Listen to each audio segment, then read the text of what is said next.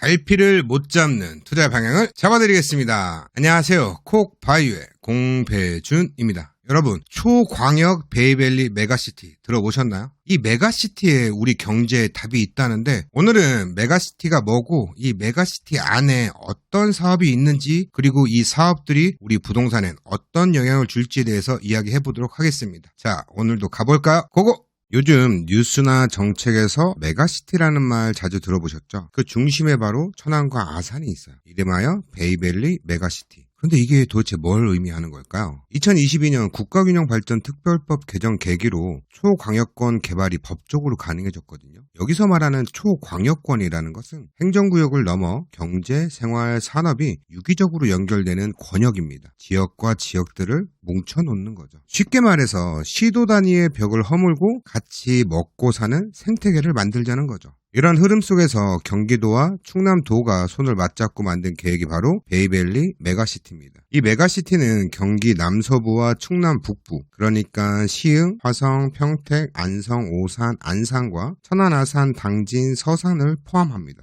넓게 보면 서해안을 따라 펼쳐진 지역을 하나의 권역으로 묶는 거예요. 그래서 경기도와 충남은 이 권역을 글로벌한 경쟁력을 갖춘 서해안 경제허브로 키우겠다는 목표를 가지고 있는 거죠. 여기에는 4차 산업, 관광산업, 일자리, 그리고 경제 성장의 거점이라는 키워드가 들어가요. 베이밸리 메가시티가 뭐다? 이런 내용들이 중요한 내용은 아니에요. 여기서 진짜 중요한 건, 그래서 이 베이밸리 메가시티로 인해서 뭘 하냐? 이게 중요한 거겠죠. 이름은 멋지게 지었는데 실제로 무슨 사업들이 추진되고 있고 그게 우리 지역에 어떤 변화를 가져올 건지가 핵심입니다. 지금부터 소개해드릴 내용은 경기연구원에서 발표한 초광역 베이밸리 메가시티 기본 구상에 담긴 핵심 사업들이에요. 여기에 어떤 사업이 있는지 지금부터 확인하러 가볼까요? 제가 관심을 가지고 본 베이밸리 메가시티의 첫 번째 사업은 체류형 해양 레저 관광 거점 조성이에요. 국내 관광 수요의 절반 이상이 해양 관광에 집중되어 있으며 낚시, 섬 관광, 수상 레저 등 새로운 해양 관광 콘텐츠 수요가 높아지고 있는 추세예요.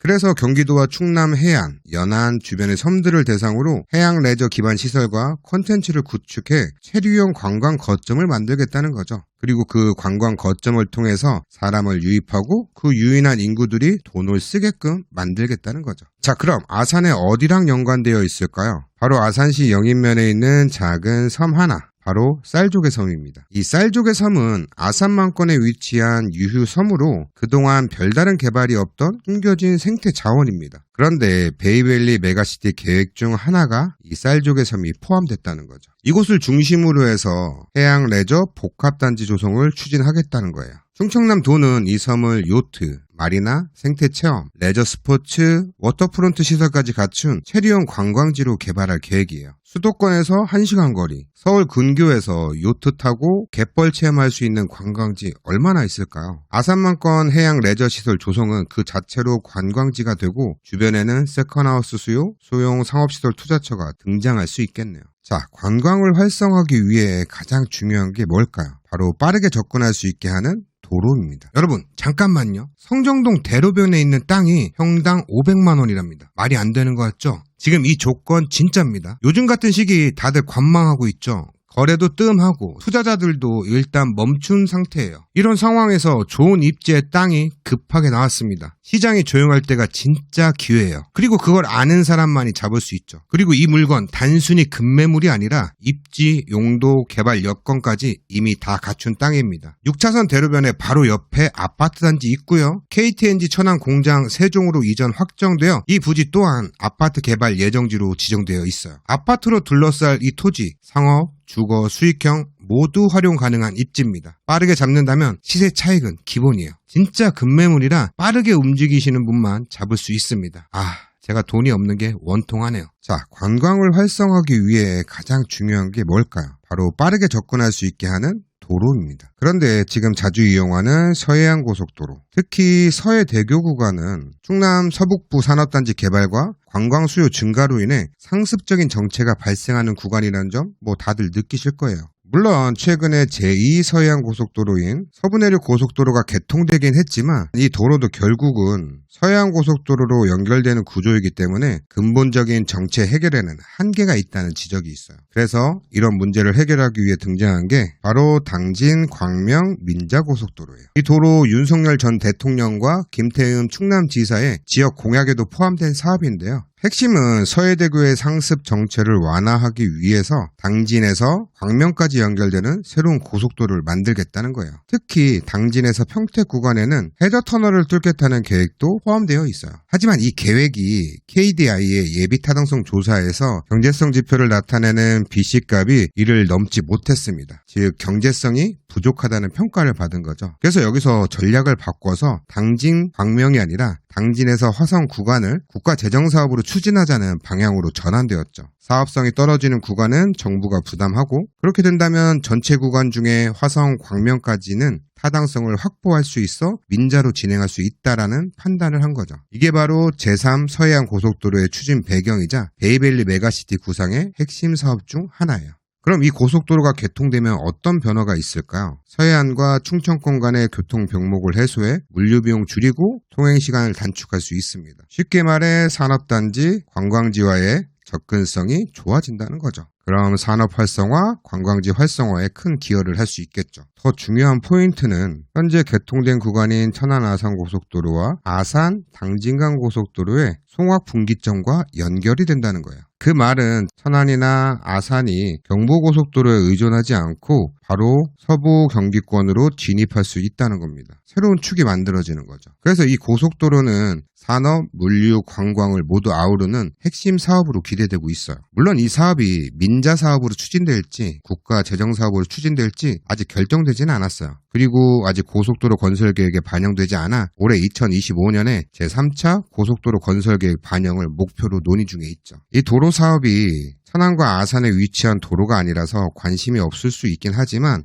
기존에 있던 천안 당진간 고속도로의 연계축이기 때문에 중요하게 볼 사업입니다. 자, 지금까지는 도로망 중심의 교통 인프라를 말씀드렸어요. 그런데 교통 인프라의 또 다른 축이 바로 철도죠. 특히 수도권과의 연결을 강화하려면 철도망 확장은 빼놓을 수 없는데요. 이 맥락에서 베이밸리 메가시티에서 언급한 천안 아산 지역에서 가장 주목할 만한 철도 사업을 말씀드릴게요. 첫 번째 철도 사업은 바로 베이밸리 순환철도입니다. 이 사업은 기존의 경부선, 장항선, 서해선, 포승, 평택선을 연결해서 천안, 아산, 예산, 당진, 평택을 잇는 순환 철도망을 구축하는 구상이에요. 쉽게 말해 수도권 남부와 충남 북부를 하나의 원형 네트워크로 순환시키는 철도인 거죠. 이를 통해 천안 북부권의 종축장 국가산업단지, 천안과 아산의 첨단산업단지, 그리고 서해안 관광단지 등 끊임없이 연결되는 교통 생태계를 만들겠다는 거예요. 이 사업의 예상 사업비는 약 9,600억 정도로 사전 타당성 조사 용역이 진행 중이었는데요. 최근에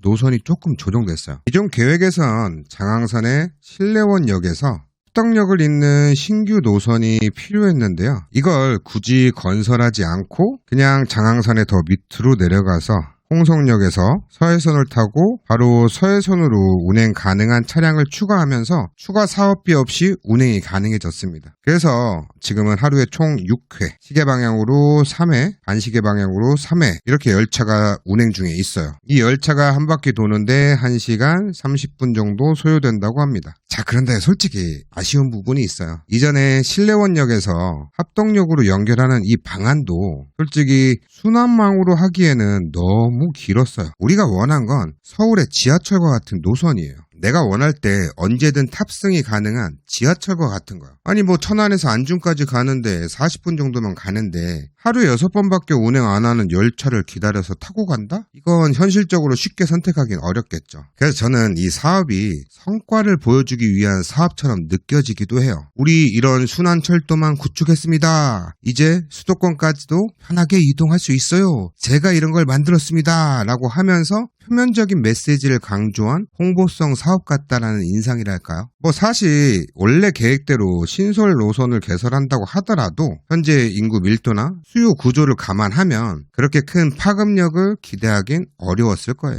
결국 이 베이밸리 순환철도는 철도 사업을 통해서 지역 간 연결성 강화라는 의미는 있지만 지금의 운영 방식과 수요 구조로는 실질적인 대중교통 역할을 하기에는 부족한 점이 많다는 거예요. 이 철도가 정말 지역의 가치를 높이는 역할을 하려면 단순히 선로만 잇는다? 차량이 운행만 가능하게 한다? 이렇게 해서는 안 됩니다. 운행 횟수를 지금보다 훨씬 더 많이 늘리고 이동 시간을 줄이고 무엇보다도 사람들이 실제로 이용할 수 있는 생활 밀착형 철도망 구축이 필요해요. 그래야 진짜 교통이 편리해지고 그에 따라 부동산 가치도 움직일 수 있는 거거든요. 정책이 현실과 얼마나 가까이 가느냐, 그게 진짜 도시의 미래를 좌우한다는 거죠. 자, 그럼 다음 사업은 GTX-C 천안-아산 연장 계획입니다. 이 사업도 베이밸리 메가시티 계획에 포함되어 있더라고요. GTX-C 노선 원래 양주에서 수원까지 계획된 수도권 광역 급행철도 노선이에요. 그런데 지금은 병점, 오산, 평택을 거쳐 천안, 아산까지 연장하자는 논의가 진행되고 있죠. 총 연장이 75km, 충남 구간이 약 38km 정도가 됩니다. 사업비도 상당해요. 예상 사업비가 약 5천억, 어마어마한 규모죠. 그런데 제가 오늘 말씀드린 이 자료를 보다 보니까 정말 재밌는 내용이 하나 발견됐어요. 이렇게 막대한 예산이 들어가는데 과연 실제로 효과가 어느 정도 있을까? 이 내용 저도 정말 궁금했거든요. 그런데 경기연구원에서 그 내용을 이 자료에 포함시켜줬더라고요. 현재 기준에서 천안에서 서울까지 각 열차마다 소요되는 시간을 한번 비교해 볼게요. 무궁화호 74분, 새마을 66분, KTX 약 39분 정도가 소요됩니다. 자, 그럼 만약에 GTX가 들어오면 어느 정도 걸릴까요? GTX는 약 65분 정도 소요된다고 합니다. GTX가 생겨도 지금 있는 새마을호와 큰 차이가 없어요. 자, 여기서 살짝 의문이 생기죠? 그럼 굳이 GTX를 연장할 필요가 있을까? 그래도 요금이 조금 저렴하대요. 이번엔 요금도 비교해 볼게요. 무궁화의 경우는 5,000원에서 6,000원, 새마을은 8,000원에서 9,000원 정도, KTX는 좀 비싸죠? 14,000원 정도. 그럼 GTX는 얼마일까요? 아직 확정되진 않았지만 GTX-C의 예상 요금은 약 7,300원 정도라고 해요. 즉 무궁화보다는 비싸고 새마을호와는 거의 유사한 수준이에요. 그래서 이 자료에서는 충남도 입장에서 중요한 이야기를 하는데요. 막대한 건설비와 운영비를 부담하면서 GTX를 연장할 건지, 아니면 출퇴근 시간대 무궁화나 새마을을 증편해달라고 중앙정부에게 요구하는 것이 더 효율적인지 비용 대비 효율성을 냉정하게 따져볼 필요가 있다고 언급을 했습니다. 제가 항상 말씀드리죠. GTX 들어오면 이용자 입장에서 무조건 좋습니다. 주변에 부동산 가지고 계신 분들도 당연히 좋습니다. 서울의 접근성 향상, 부동산 기대감 상승 당연히 있겠죠. 하지만 우리가 놓쳐선 안 되는 거, 막대한 투자에 비해 진짜 효과가 있는 건가? 그 돈을 들여 다른 대안을 추진하는 것은 더 나은 건 아닐까? 라는 고민을 해봐야 된다는 거죠. 이번 GTX 연장 논의는 단순히 철도 인프라 사업을 넘어서 지방 정부의 전략적 판단이 필요한 사업이라고 볼 수 있습니다. GTX라고 무조건 환호하기보다는 실제 데이터를 기반으로 한 현실적이고 지속 가능한 교통 전략이 더 중요하다는 걸 꼭 짚고 넘어가고 싶었어요. 자, 그리고 베이밸리 메가시티에서 철도 인프라 이야기 중 빼놓을 수 없는 사업이 하나 더 있는데요. 바로 서해선과 경부고속철도를 직접 연결하는 사업인데요. 이 부분은 워낙 중요하고 따로 할 이야기가 많아서 별도의 영상에서 조금 더 깊이 있게 다뤄보도록 하겠습니다. 오늘 말씀드린 것처럼 베이밸리 메가시티를 중심으로 산업, 교통, 관광까지 다양한 사업들이 계획되고 있습니다. 그런데 중요한 건 현실적으로 사업 추진에는 긴 시간과 큰 예산이 들어가고 실제로 그 효과가 크지 않을 수 있다는 점 꼭 생각해 보시길 바랍니다. 정부나 지자체에서는 늘 많은 계획을 쏟아내고 있지만 단지 계획이 나왔다는 소식만 듣고 섣불리 기대하거나 실망하기보다는 이 사업이 정말 필요한 사업인지, 세금과 시간을 투입할 만한 가치가 있는 사업인지, 아니면 그냥 선거용 보여주기용 사업은 아닌지 판단하는 눈을 가지셔야 합니다. 저는 쌀족에선 관광지 개발이나 제3 서해안 고속도로 같은 사업은 지역 경제를 생각했을 때 충분히 필요한 사업이라고 생각을 해요. 관광과 산업을 동시에 키울 수 있는 기반 사업이기 때문이죠. 반면 순환철도나 일부 연결선 계획 같은 경우에는 실제로 얼마나 사람들이 이용할 수 있을까? 사업성 대비 효과가 충분할까라는 점에서 한 번쯤 더 깊이 고민해 볼 필요가 있다고 생각합니다. 정보가 넘쳐나지만 진짜 중요한 건 해석과 판단이에요. 앞으로 저는 그런 시선으로 여러분들에게 지역 개발과 부동산의 진짜 흐름을 전해드리도록 하겠습니다. 어떻게 오늘 내용 괜찮으셨나요? 괜찮으셨다면 좋아요, 구독 부탁드리고요. 지금까지 콕바이오의 공배준이었습니다. 우리 다음 시간에도 꼭 봐요.